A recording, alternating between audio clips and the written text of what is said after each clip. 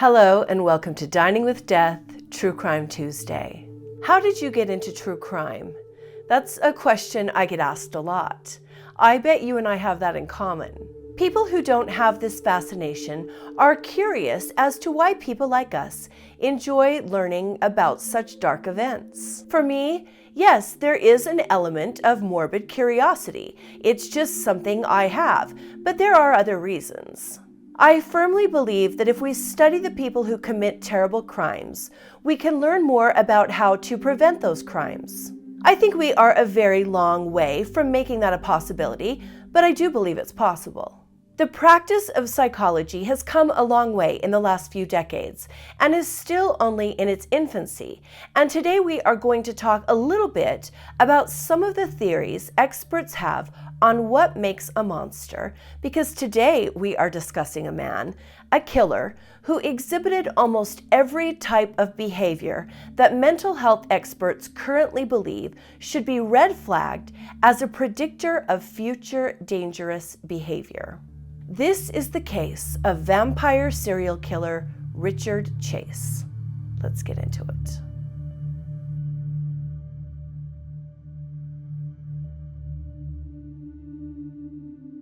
May 23, 1950. Richard Trenton Chase is born in Sacramento, California, to very strict parents. His father beat him mercilessly and often. So already we have red flag number 1 and red flag number 2. Domineering parents, it's usually the mother, but it can also be the father, and childhood abuse. His mother and his father had a turbulent relationship, and some experts believe Richard was emotionally neglected as well as being physically abused. Teachers began to worry about Richard, and his mother was often called to school. Richard exhibited bizarre behavior and was not social or integrated with students his own age. Red flag number 3, social isolation. His strange behavior continued, and though details are murky on this, it seems he was finally referred to a mental health professional. Records confirm that Richard Chase, at the age of 10, was not only a candidate to become a serial killer because of the red flags I've already mentioned, but because he exhibited all 3 parts of what is known as the McDonald Triad. The McDonald Triad, also sometimes called the Triad of Sociopathy or the Homicidal Triad, is a theory that certain factors are present in children who are potentially dangerous. The triad consists of course, 3 factors. Any child who exhibits only 2 of the 3 factors is considered, under this theory, to be predictive of or associated with violent tendencies, particularly with relation to serial offenses. The McDonald Triad is named after the psychiatrist who first proposed it, J.M. McDonald. He presented his theory in a 1963 article in the American Journal of Psychiatry, and then small-scale studies were conducted by other psychiatrists and even by famous FBI agents and profilers Robert Ressler and John Douglas. Now, this is, like I said, a theory. Not all mental health professionals believe in it. The triad states that children who engage in 1. Arson, 2. Cruelty to animals, or 3. Enuresis, which means chronic bedwetting during sleep, persistent after the age of 5, are much more prone to not only violent behavior, but to sexually predatory and homicidal behavior. And, like I said, if a child displays just 2 of the 3 factors in this triad, this theory applies to them. Richard Chase, he had all 3 behavioral traits. As a child, Richard would set fires. He was caught on multiple occasions and had an obsession with matches and with fire. Even though it is not uncommon for some kids to like to play with matches, Richard didn't stop there. He lit fires over and over, even after he was severely disciplined for doing so. He began catching rabbits and torturing them. He killed neighborhood cats. He killed a friend's dog and then called that friend and told him what he had done to his dog. And he was a bedwetter well past his toddler years. He continued to display behavior that made people not only dislike him, but fear him. At around age 11, he developed hypochondria. He was always convinced that there was something deadly wrong with him. He would often tell his mother that his heart would stop beating and that he wasn't sure he was actually alive. Then he started claiming that someone had stolen his pulmonary artery after learning about the pulmonary artery in school. He said someone took it out of his body and he was going to die. When he was a little older, Richard developed a fascination for human skulls. Richard started reading about cranial bones and how they have seams that run between them. He then began to believe that his cranial bones had separated at the seams and that the plates that made up his skull were moving around. One day his mother was shocked when he appeared with a totally shaved head. He told her he had shaved his hair off so he could watch his skull and make sure the bones weren't moving around. Then Richard developed a very strange obsession with vitamin C. He started asking his mother to buy vitamins for him, and then he began taking oranges from the kitchen, cutting them in half, and holding them directly over his bald head because he believed that the vitamin C in the oranges would be absorbed by his brain. This is a person who desperately needed help. And, well, we don't do so well as a society taking care of people like this who need us, do we? Richard had a couple of girlfriends in high school, but they always broke up with him and later reported it was because he was unable to achieve or maintain the state of performance needed for intimacy. So there's red flag number 4, feelings of inadequacy. Richard went to see a psychiatrist because he was so upset about his inability to perform. The doctor told him that his issues were due to repressed rage or an undiagnosed mental illness. Richard only saw this doctor once and didn't like what he was told. His parents did not make him go back. Nobody was really taking care of this problem. Later, it was discovered that Richard was only capable of achieving arousal through violent acts like killing or being near a dead body. 1975. Richard became convinced that his mother was trying to poison him. They argued almost constantly. Richard was irrational, and I'm sure he was exhausting to deal with, but at the same time, it doesn't sound like great efforts were made to get him the help that he needed. Richard moved out of his mother's house. Some reports say his mother forced him out, and she rented him an apartment to be with his friends. It started out okay, but within weeks of constant drinking and marijuana and LSD use, Richard had gone off the deep end. He would walk around the apartment totally naked all the time, including in front of his roommates and their guests. His roommates demanded that he move out, but he refused. Their arguments became pretty heated, and finally, his roommates gave up and they moved out, leaving Richard alone. So we have a very mentally ill person here, on drugs, drinking constantly, living alone, and free to do whatever he wants. Basically, a recipe for disaster. Once he was living alone and free to do whatever he wanted, Richard wasted no time. He now believed that his heart was shrinking and that he had to do something to stop it. His remedy? He began to catch animals from the neighborhood. He would bring them back to his apartment and kill them. In his drug-fueled haze, he then began to believe that if he ate the animals' intestines, they would restore his good health. He would disembowel rabbits, cats, and dogs and put their intestines in a blender. He would then drink the concoction raw, which resulted in him getting sick several times. Then Richard began injecting rabbit blood into his veins, which resulted in him getting blood poisoning. When he got blood poisoning, he was forced to seek medical treatment. Now, you can imagine what happened when he presented at the hospital, explaining that his heart was shrinking, and to combat the shrinkage, he was drinking intestine smoothies and injecting rabbit's blood into his veins. He was immediately flagged for a psych evaluation and admitted to the hospital. Richard then escaped from the hospital somehow and went to his mother's house, where he was apprehended and committed to a mental institution for the criminally insane. There he was diagnosed with schizophrenia. He would tell staff members he needed to kill rabbits. One day, the staff found him with blood smeared around his mouth. They found 2 dead birds that Richard had somehow managed to capture through the bars of his cell window. He had snapped their necks and sucked out their blood. The staff at the hospital began referring to Richard as Dracula. 1976. Richard Chase underwent a battery of treatments involving psychotropic drugs. He was deemed no longer a danger to society and was released into the care of his parents. His mother then decided that her schizophrenic son, that killed animals and blended their guts into smoothies, did not need to be on his medication.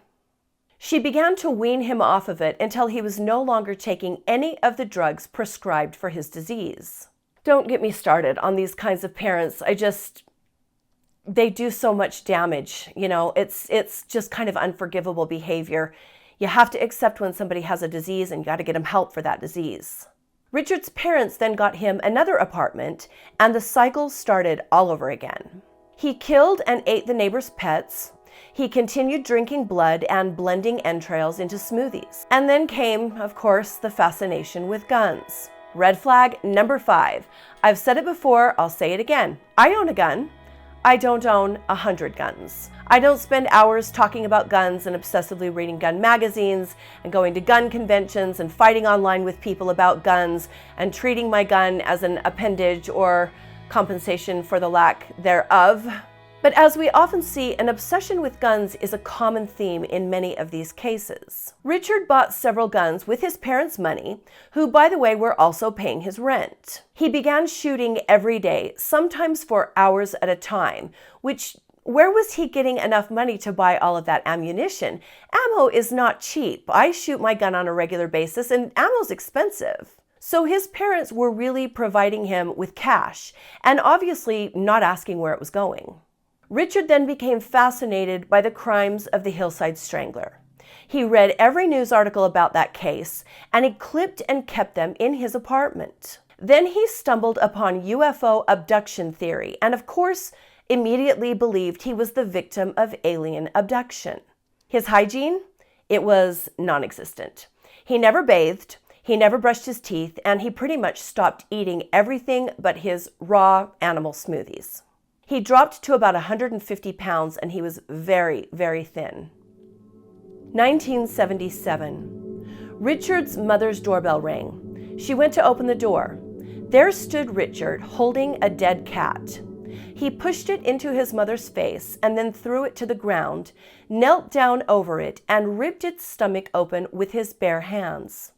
He then stuck his hands inside the cat and smeared its blood all over his face while screaming. What did Mother of the Year do? Nothing. Not a single thing. She went back in the house and resumed her usual activities without reporting the incident to anyone. She didn't talk about it until a lot later on, when it was far too late. A few weeks after this incident, Richard drove into Nevada. What he did there, we can only imagine, but on August 3rd, 1977, 2 Nevada State Police found his Ford Ranchero lodged in a sand drift near Pyramid Lake. They then found Richard naked and screaming, thrashing around in the sand, soaked from head to toe in blood. The cops then took him back to his vehicle, which they then searched. They found 2 rifles, a pile of clothes, a cow's liver, and a bucket full of blood. Richard told the officers that the blood was all his own and it had seeped out of his skin. He was referred for mental health treatment and little else was done.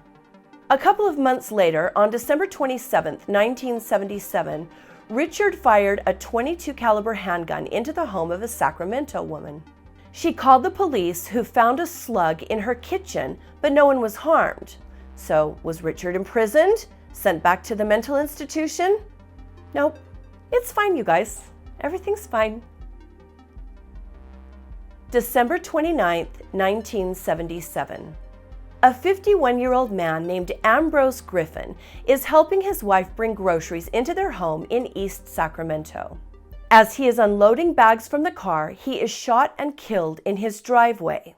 At first, police believed that Ambrose's neighbor, who was known to walk around with a gun, was the perpetrator.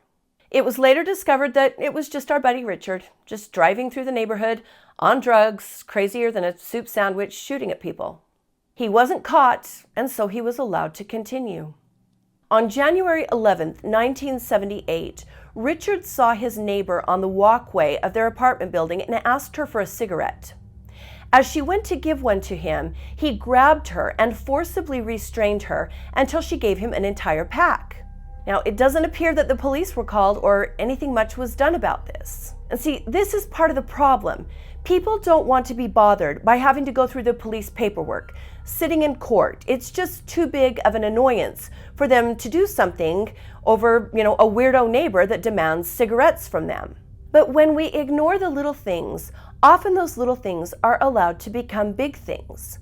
When we ignore bad deeds that some might view as trivial, people who commit bad deeds are allowed to go unchecked. And then sometimes their smaller bad deed becomes a bigger bad deed, and sometimes they hurt people. Sometimes they kill people. Soon after this attack on his neighbor, Richard Chase went down the street from his apartment and broke into the home of the Edwards family, a young married couple with an infant son. He stole some of their valuables and then urinated into a drawer of the infant's clothing and defecated on their son's bed. While Richard was still in the house, the couple came home. The man chased Richard out of the house and into the street, but he got away. I'm happy this man chased Richard, but the way this story has gone, even if he had caught him, it doesn't seem like much would have been done. Just days after this incident, Richard bought 2 puppies, killed them, drank their blood, and left their bodies on the neighbor's front lawn. It just really feels like nobody was willing to step up and confront this known problem. The terrible behavior went unchecked, and we ended up with tragic results. Throughout the years as a true crime fan, I've come upon cases that have changed me in some way. They usually change the way I see certain situations or people, and being someone who researches these things definitely makes me more safety conscious. I don't know that any case has affected me in the way this one did, because this case changed the way I ran my entire household, at least for a while until I calmed down. When I first heard about this case, I was still married to my first husband and my kids were very little, so this would have been about 1993. There was no name for people like me. We didn't have #murderinos, and the word true crime didn't mean anything. I was just a weirdo who liked reading about these awful events. There wasn't a community of true crime lovers like there is today. I can't remember exactly how I heard about this case, but I'm going to tell you a detail that forever changed me. Richard Chase escalates his behavior and begins actively seeking victims, which means entering other people's homes. I'm going to take you through the series of murders, but it's what he says when he gets caught. Oh, this still just gives me chills. He tells police that as he walked around looking for victims, he knew who he was supposed to kill because their doors would be unlocked. If someone had their door locked, that meant he was not supposed to kill them. But if their door was unlocked, it meant they were supposed to die, and he was supposed to drink their blood because their blood was the blood that was going to keep him alive. Oh, that's so creepy. So guess what I started doing? Yep, the doors in my house had to be locked at all times. And this became a battle with my little kids who loved to keep the back sliding glass door open so they could go in and out all the time like kids do. We had a backyard, but I began battling my kids to keep the doors locked inside the house and to come and get me and tell me when they wanted to go out so I could go with them, even when I could see them from places inside the house. I realized I was being a little overprotective and a little obsessive about this, and I relaxed after a while. But to this day, I'm not gonna lie, when I'm home, my doors are locked. My alarm is on. This case stuck with me the same way that line from the movie The Strangers stuck with me. You know, when Liv Tyler says, "Why are you doing this?" And the girl replies, "Because you were home." It's just so randomly horrific and creepy. I love it, but I hate it, but I love it, but I hate it. You guys get it. January 23rd, 1978. Richard Chase makes the decision to kill. He goes to the home of Theresa Wallen. He tries her front doorknob and it is unlocked. This is the sign in his mind that he is supposed to kill the occupants inside. Theresa Wallen is 3 months pregnant at the time. She is taking the trash out and she hears a noise in her house. She re-enters through the back, and as she turns the corner to the living room, there stands Richard Chase. He pulled out one of his guns and shot Theresa 3 times. He then raped her corpse while stabbing her repeatedly. He removed multiple organs from her body, mutilated her breasts, and drank her blood. After this, he went into the yard and gathered dog feces, which he stuffed into Theresa's mouth before leaving. This is one sick guy that I have a really hard time mustering up compassion for. Even though he was mentally ill, I get it. That's absolutely horrific. I also have a little bit of a hard time with his parents. I just feel like not enough was done for this person. I feel like when you take someone off of medication that has been prescribed by a doctor to stop violent behavior, you are partially to blame if that person becomes violent. It's just really frustrating to know that there are people that think they know more than experts know. January 27th, 1977. Richard Chase tries the doorknob at the home of 38-year-old Evelyn Miroth, who was babysitting her 22-month-old nephew, David, and David was playing with Evelyn's 6-year-old son, Jason. Her neighbor, a man named Dan Meredith, had come over to check on Evelyn because he knew she was babysitting and thought she could use some help. While she had some help there, Evelyn went in her bathroom to take a bath. Dan stayed in the living room watching the kids. Dan heard the front door open and he walked into the hallway to see who had come into the house. There stood Richard Chase, who raised his gun and shot Dan Meredith in the head at point-blank range, killing him instantly. Richard then stood over Dan's body and stole his wallet and his car keys. 6-year-old Jason ran to his mother's bedroom. Richard began to follow Jason, and as he walked by the baby, he shot the baby and killed the baby. Richard caught up with Jason in the bedroom and shot him twice in the head at point-blank range. The shots were fatal. He then went into the bathroom and fatally shot Evelyn once in the head. Okay, I am very bound by the rules here on what I can say happened next. If you're wondering why some YouTube videos have very graphic content and others don't, we fall into categories.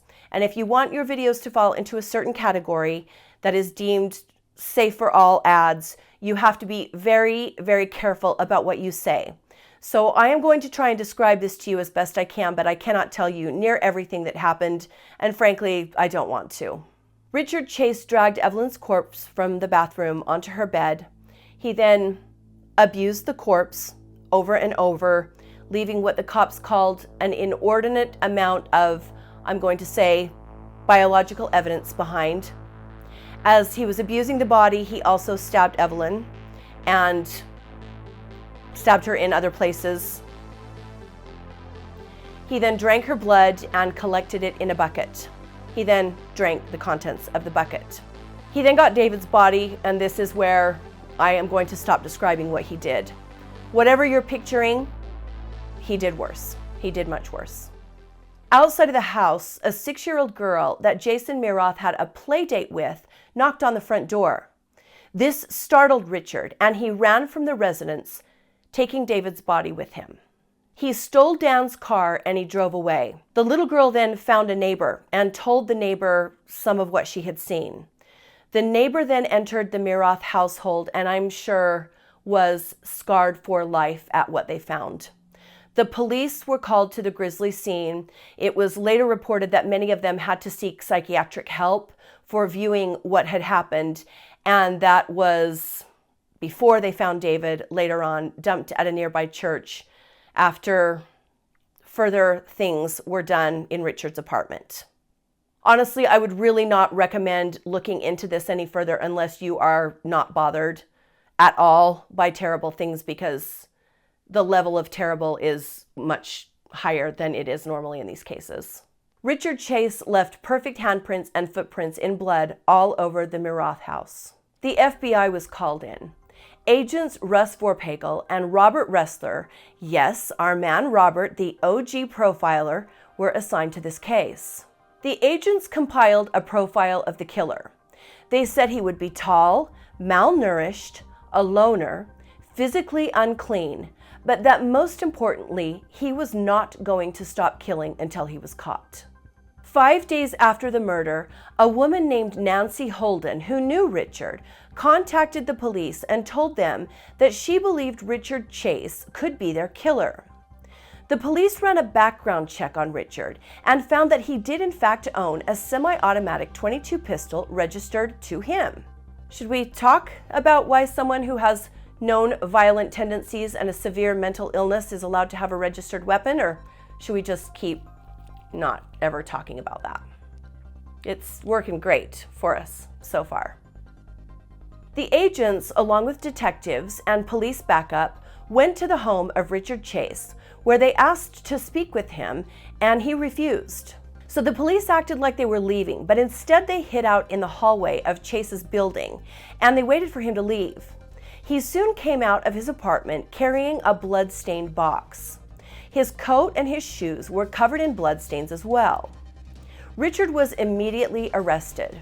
When police entered his apartment, they were mortified. The place was covered in shredded, blood-soaked wallpaper. This man had been living like a wild animal, so much that he had shredded the wallpaper in his house. The .22 was clearly visible on the table, and it was covered in blood. Richard told the officers that he had, quote, killed a bunch of dogs in the house. As Richard was patted down and items were removed from his pockets, officers found Dan Meredith's wallet.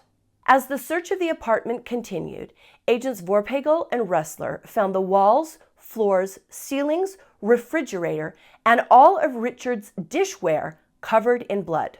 They found Richard's blender sitting on the kitchen counter, caked in coagulated blood and rotting internal organs. How this man didn't die of food poisoning is some kind of medical mystery.